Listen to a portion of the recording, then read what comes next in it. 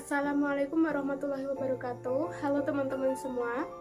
Sebelumnya, perkenalkan saya Siti Zaimatus Saidah, NIM 19111100024452, mahasiswi dari Universitas Islam Nahdlatul Ulama Jepara. Di sini, saya akan memaparkan video mengenai ujian tengah semester mata kuliah manajemen risiko yang diampu oleh Bapak Purwo Adi Wibowo SEMSC. Oke, langsung saja ke penjelasannya. Soal yang pertama yaitu contoh risiko berdasarkan tingkat ketidakpastian. Yang pertama yaitu tingkat ada atau pasti. Nah, pada tingkat ini hasil bisa diprediksi dengan pasti. Sebagai contoh yaitu hukum alam seperti laki-laki tidak bisa hamil ataupun melahirkan. Yang kedua yaitu tingkat ketidakpastian objektif. Pada tingkat ini, hasil bisa diidentifikasi dan probabilitas dapat diketahui. Contohnya yaitu mengikuti arisan bodong. Yang ketiga adalah tingkat ketidakpastian subjektif. Hasil pada tingkat ini, hasil bisa diidentifikasi dan probabilitas tidak dapat diketahui. Contohnya yaitu banjir bandang. Dan untuk tingkat yang terakhir yaitu sangat tidak pasti.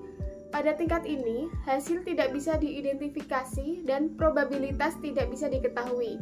Contohnya yaitu tinggal dan menetap di Mars. Soal yang kedua adalah klasifikasi risiko berdasarkan kemungkinan terjadinya kerugian dan kadar risiko.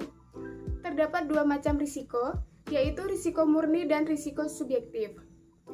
Risiko murni merupakan risiko yang dimana kemungkinan terjadinya kerugian itu ada, tetapi kemungkinan terjadinya keuntungan tidak ada.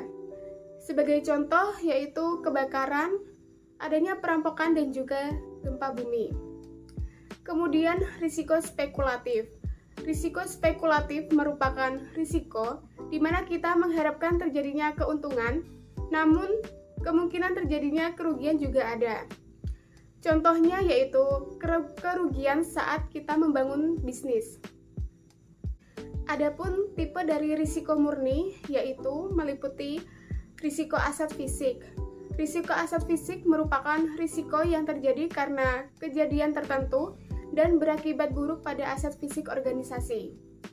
Kemudian ada risiko karyawan. Risiko karyawan merupakan risiko yang terjadi karena karyawan mengalami peristiwa yang menyebabkan kerugian. Selanjutnya ada risiko legal. Nah, risiko legal ini merupakan risiko yang terjadi karena kontrak tidak sesuai dengan yang diharapkan, serta adanya dokumentasi yang tidak benar. Selanjutnya adalah tipe risiko spekulatif. Tipe risiko spekulatif ini meliputi risiko pasar, di mana risiko pasar merupakan risiko yang terjadi karena adanya pergerakan harga atau volatilitas harga saham. Selanjutnya yaitu risiko kredit. Risiko ini merupakan risiko yang muncul karena counterparty gagal memenuhi kewajibannya kepada perusahaan. Selanjutnya ada risiko likuiditas. Risiko likuiditas merupakan risiko yang terjadi karena suatu perusahaan atau individu tidak mampu memenuhi kewajiban keuangan jangka pendek karena tidak bisa mengubah asetnya menjadi uang tunai.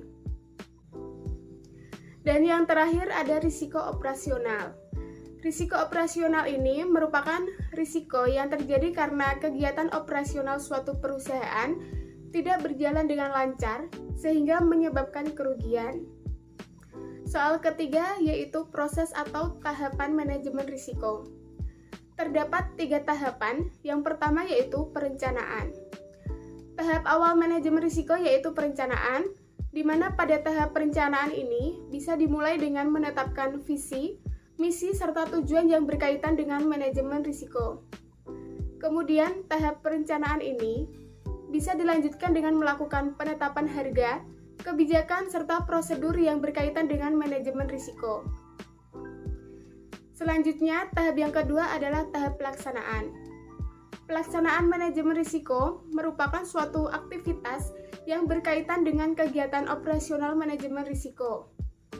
Nah, pelaksanaan ini biasanya meliputi proses identifikasi dan pengukuran risiko yang kemudian dilanjutkan dengan pengelolaan risiko. Untuk tahap yang terakhir yaitu tahap pengendalian. Dalam tahap ini, aktivitas yang dilakukan yaitu melakukan evaluasi secara periodik yang meliputi pelaksanaan manajemen risiko, evaluasi output pelaporan yang dihasilkan oleh manajemen risiko, serta melakukan evaluasi umpan balik. Soal yang keempat yaitu risiko-risiko yang bisa ditanggung oleh perusahaan asuransi. Yang pertama ada risiko murni. Risiko murni merupakan risiko yang pasti menimbulkan kerugian apabila terjadi. Namun bila tidak terjadi, maka tidak akan menimbulkan kerugian maupun keuntungan. Sebagai contoh, suatu perusahaan mengalami kebangkrutan.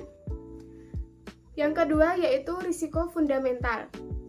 Risiko ini merupakan risiko yang akan menimbulkan dampak yang sangat luas.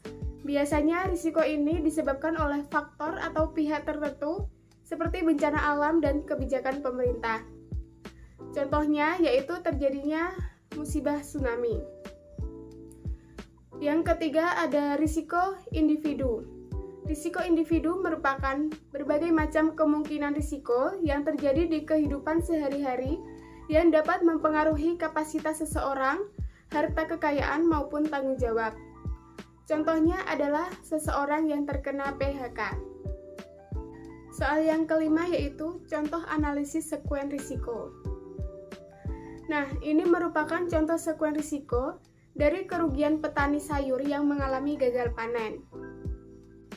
Berdasarkan bagian di atas, menunjukkan bahwa mahalnya harga pupuk pestisida merupakan sumber utama terjadinya risiko. Hal tersebut membuat petani tidak bisa memberikan pupuk pestisida untuk sayur-sayur yang ditanamnya, sehingga menyebabkan adanya risk factor, yaitu sayur tidak diberi pupuk pestisida. Oleh karena sayur-sayur tidak diberi pupuk pestisida, maka dapat menyebabkan sayur-sayur tersebut menjadi mudah terserang hama.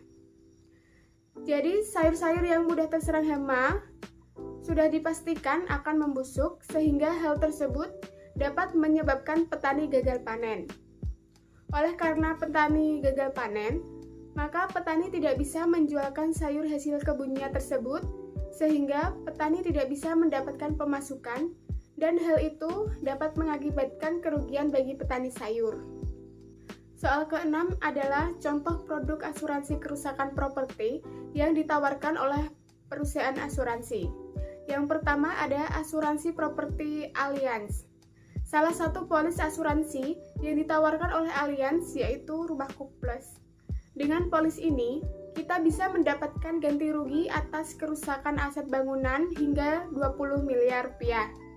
Selain itu, ada juga biaya akomodasi sementara serta santunan meninggal dunia. Yang kedua adalah asuransi Afris. Melalui All Risk, asuransi ini menanggung semua jenis properti termasuk rumah, tempat usaha, dan juga pabrik. Soal ketujuh yaitu contoh produk asuransi kematian yang ditawarkan oleh perusahaan asuransi Sun Life. Saya ambil asuransi Sun Safety Life. Asuransi ini memberikan perlindungan terhadap risiko hidup, diantaranya yaitu santunan meninggal dunia karena sebab apapun, santunan penyakit kritis, santunan cacat total, santunan tambahan meninggal karena kecelakaan. Selanjutnya, asuransi ini juga memberikan manfaat, yang diantaranya yaitu dapat melakukan pengambilan premi sebesar 50% dari premi yang telah dibayarkan setiap 5 tahun sekali. Premi tersebut terlepas dari nasabah pernah ataupun tidak pernah mengajukan klaim. Kemudian, premi pada asuransi ini sangat terjangkau, mulai dari Rp8.000 per hari. Soal terakhir yaitu contoh berita kecelakaan kerja. Nah, di sini saya ambil contoh berita dengan judul 3 pekerja bangunan tersengat listrik dengan 1 orang tewas di lokasi. Untuk pertama yaitu mengidentifikasi kejadian. Kecelakaan kerja ini berlokasi di Kampung Caringin, RT 1 RW 3 Desa Margajaya, Kecamatan Ngamprah, Kabupaten Bandung Barat, Provinsi Jawa Barat. Mesin yang digunakan pada saat kecelakaan yaitu rangka rangka besi atau wirmes. Terdapat 3 korban pada kecelakaan ini, di mana 1 korban meninggal dunia dan 2 korban masih selamat. Untuk korban meninggal dunia yaitu bernama Heri Juwansa dan korban selamat bernama Dadang Hermawan dan AA Seadi Kurniadi. Selanjutnya yaitu melakukan analisis kondisi penyebab bahaya. Kecelakaan kerja ini terjadi berawal saat ketiganya sedang bekerja merapikan bangunan berlantai 3. Sekitar pukul 10 WIB, mereka bertiga mengangkat rangka besi atau wirmes. Namun ternyata besi tersebut menyentuh kabel dari tiang milik PLN yang dekat dengan bangunan tempat mereka bekerja. Akibatnya, mereka langsung tersengat aliran listrik bertegangan tinggi tersebut, dan bahkan salah satu korban jatuh ke lantai 2, namun masih bisa terselamatkan. Sementara 1 korban meninggal dunia di tempat karena tertimpa wirmes hingga mengalami luka pada bagian kepala. Selanjutnya melakukan asesmen risiko.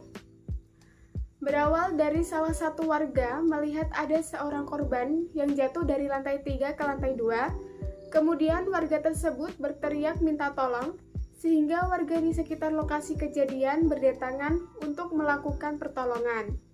Tidak lama kemudian, tim invasi Polres Cimahi datang ke lokasi setelah menerima laporan.